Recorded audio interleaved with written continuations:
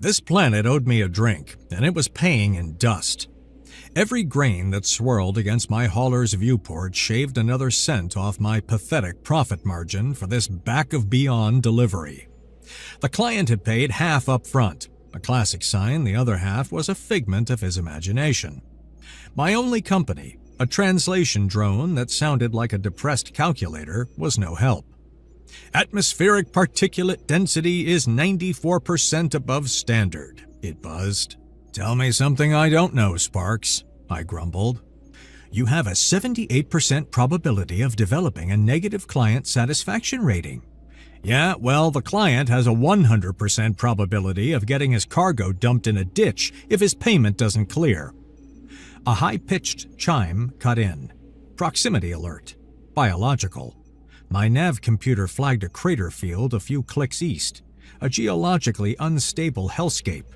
It was probably just local fauna, but it could be a spacer, a crash. And even on my worst day, I couldn't leave someone to die out here. Damn it, I sighed, banking the hauler. Fine, but if it's one of those rock spiders, I'm billing the universe for emotional damages. I landed on the crater's edge and scanned the basin. There, in the shadow of a fractured overhang, was the source. It wasn't a spacer or a rock spider. It looked like a large, smooth gray river stone that had somehow learned how to cry. A series of high-pitched, mournful chirps echoed up the crater walls, a sound so pathetic it bypassed my cynicism completely. I slid down the scree slope. Hey there, little guy. You lost?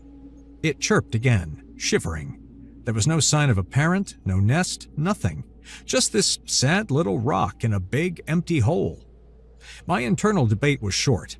It was a stupid, pointless, profitless detour. Ah, hell. I scooped it up. It was surprisingly heavy and warm. All right, Pebble Pet, let's see if we can find your folks. Back in the cockpit, I ran its biosignature through the sensor array. A faint, matching energy trail led north. Sparks, plot a course. Course plotted, the drone said.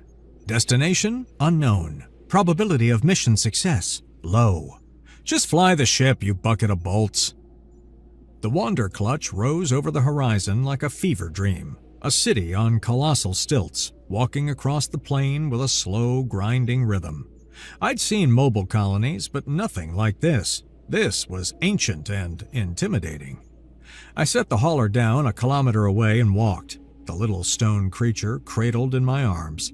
It had started to hum a low-pitched thrum against my chest. As I approached, figures detached themselves from the shadows.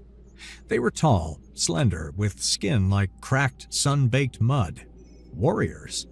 They had carved spears and formed a silent, enclosing circle around me. I stopped, my heart tap-dancing against my ribs. Easy now, I said, holding up my free hand. I come in peace, mostly. I held out the chirping creature. I think this belongs to you. The circle parted. An ancient one emerged, so old his earthen skin was fissured like a map. He moved with a fragile grace, leaning on a staff that seemed to grow from his hand. This was the Elder Warden. His eyes fixed on the small creature, then lifted to my face. They widened. It wasn't anger or suspicion. It was awe. He fell to his knees with a soft thud. He spoke a single line in a language of gravel and wind, then gestured. 2 guards strode into the main structure and returned carrying a spear. Its shaft was polished petrified wood, its tip a shard of obsidian. They carried it like a holy relic. The Elder Warden took the spear, his frail hands trembling. He rose, shuffled forward, and presented it to me, hilt first. I stared at it, then at him. Thanks, but I've already got a thing. Before I could refuse, a sound like thunder cracked across the plain. Every warrior slammed the butt of their spear into the ground in deafening unison. Then, as one, they bowed. I looked at the weapon in my hands, then at the kneeling elder, then at the sea of bowed heads. Sparks, I whispered into my comm. What the hell is going on? Inside the main structure, the air smelled of petrichor and old stone. The Elder Warren sat opposite me, speaking in his rumbling tongue. Sparks, on my shoulder, translated. "The prophecy of the unburdened heart is fulfilled," the drone said. "A sprout was lost to the proving grounds. It was foretold that a hand unburdened by our laws would return it. This selfless act proves a heart worthy of healing. You are the clutch warden." I held up my hands. "Whoa, hold on, big mistake."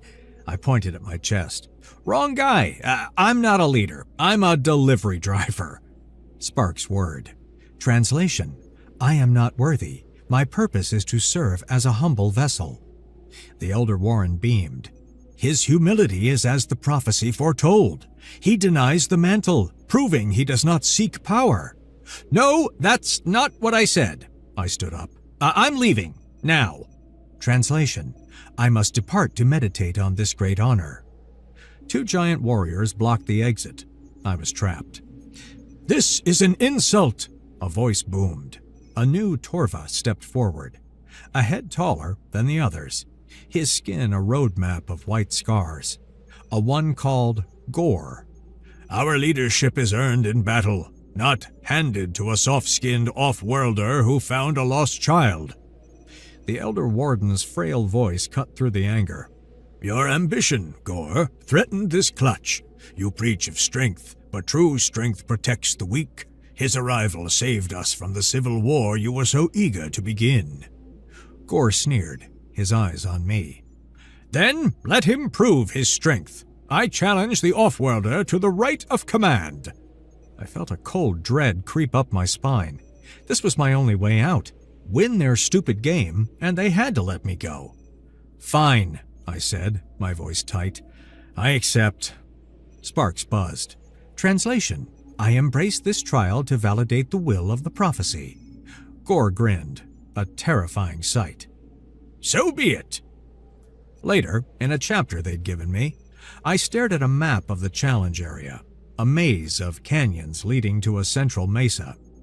The objective was simple: capture the banner on the mesa. My forces against Gore's. I was outnumbered 2-1. Gore would expect a direct assault, suicide. I pulled up my hauler's data feed and overlaid a geological survey on the map. I traced the fault lines, the stress fractures. Then I saw it. A narrow side canyon marked on the Torva map with a symbol of ill omen. The Canyon of Broken Oaths. Taboo ground.